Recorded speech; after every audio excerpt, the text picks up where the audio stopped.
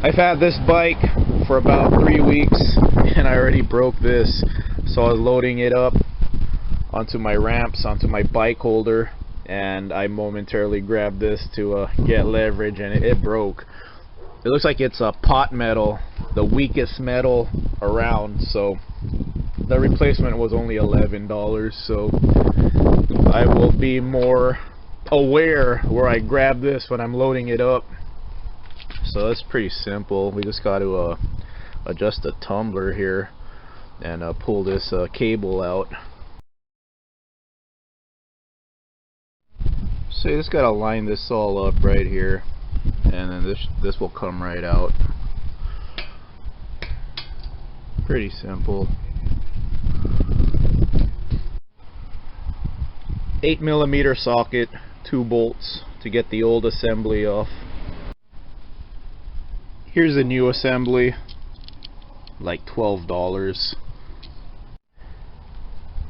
Here's the new handle. It did come with an 8mm wrench and it has a 10 on the other side.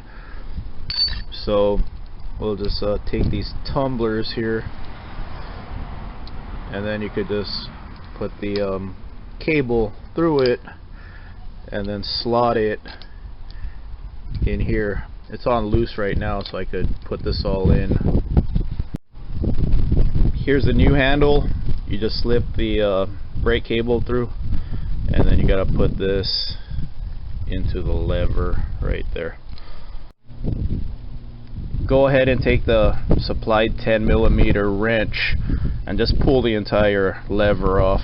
It'll make this part easier, putting this in a lot easier. So now I'm just gonna put it back in. Before you tighten everything up, roll down a little decline, make sure the brake works, adjust it to your liking, and if everything works, tighten everything up. Here's the old parts right here. I felt like a total goof. I felt dumb that I broke it right away, but don't feel too bad. $11 to replace it.